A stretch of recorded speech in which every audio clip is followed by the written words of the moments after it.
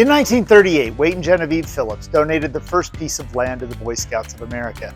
They believed the BSA was the best equipped youth organization to prepare boys for manhood, and they would be good stewards of the land and all it had to offer those that came here.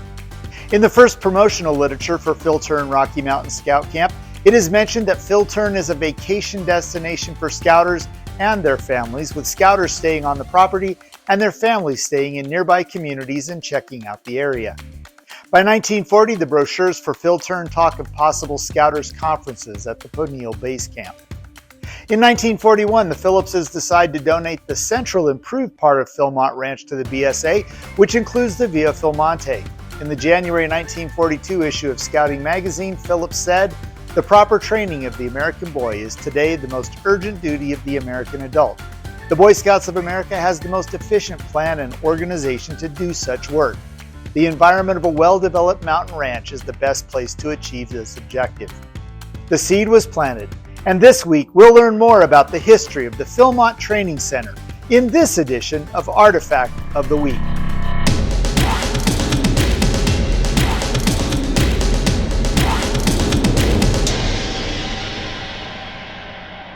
While the BSA considered the idea of offering Scouter conferences at Poniel Base Camp in 1940, the addition of the Via Philmonte made the idea of creating a training center even more possible, despite the limited space found in the 4 bedrooms and 4 guest rooms of the Big House, as the Via was called then. In 1942, the BSA built a bunkhouse in the apple orchard on the east end of the Villa lawn. The new bunkhouse had a small office and 10 rooms that could sleep 96 men. They also renovated the servants' quarters by removing the interior walls to create an assembly hall and dining room. The kitchen was also expanded to accommodate feeding more than 100 participants. For those of you who have toured the villa, this is now the area known as the Waite Phillips Gallery. Early attendance to training opportunities was reduced by World War II travel restrictions, so participants were limited to councils in the BSA's Region 9 area. Despite these limits, then Philmont General Manager Minor Huffman saw the potential and started to develop plans for a post-war future.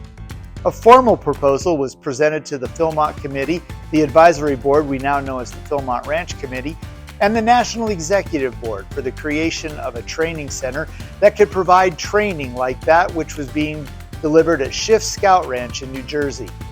This early plan called for leader training, regional conferences, and even a Philmont training degree, along with year-round use of the facilities.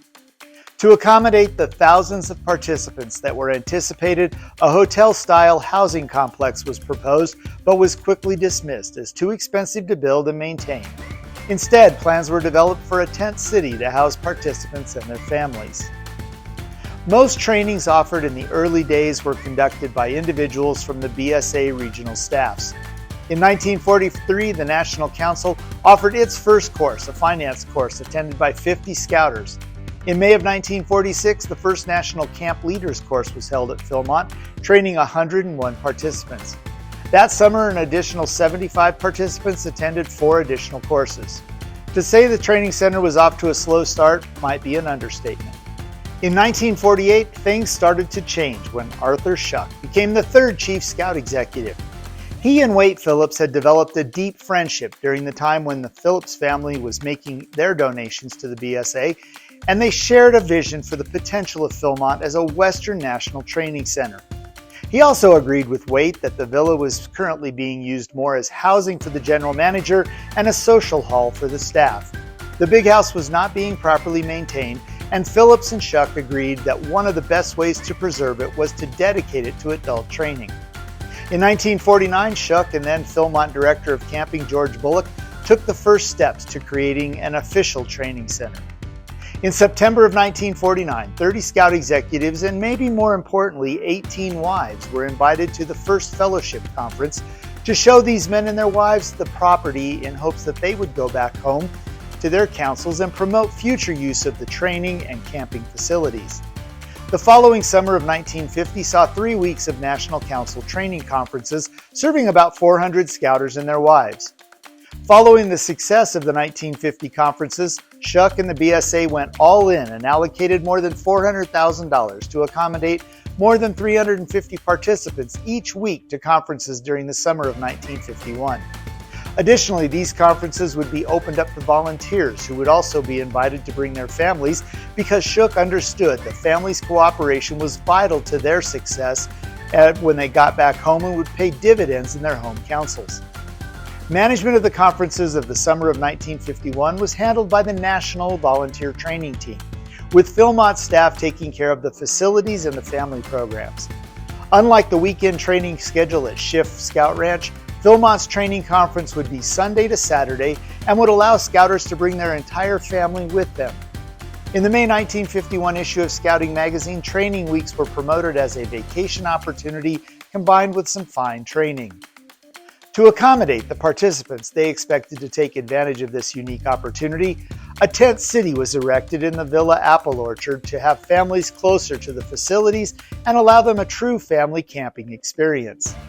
The June-July issue of Scouting said, "Here is a chance for a glorious vacation experience for the whole family." Fees for the week were $35 for the Scouter, $30 for his wife and daughters over 14. Children from 1 to 4 paid $5 and 5 to 13 were $15. Boys 14 and older were expected to participate in one of the regular Explorer outback options offered by Philmont each week. In 1953, several construction projects were completed or nearing completion, which would expand the facility in its capabilities and its capacity. And for the first time, it was called the Philmont Volunteer Training Center in Scouting magazine. While the schedule was adjusted slightly to accommodate travel and typical 2-week vacation cycles of the period, the blueprint for the basic operation of the training center was set. Week-long training sessions, age-specific family programs including childcare known as small fry, tent cities for lodging, a backcountry trek for older children, and a day off in the middle of the week to take in other areas and experience more of Philmont, and evening family activities including a Western dance. In 1954, participants first experienced the new dining hall, assembly hall, and kitchen complex found just south of the villa. Classrooms and new housing units known as duplexes became available.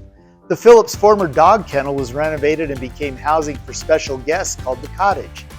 In 1957 saw additional expansion, including an expansion to the dining hall, a new South Tent City, as well as facilities for handicrafts, movies, and family parties. The nurses' station was also replaced with an expanded health lodge. What we know as the Philmont Training Center today was now in place.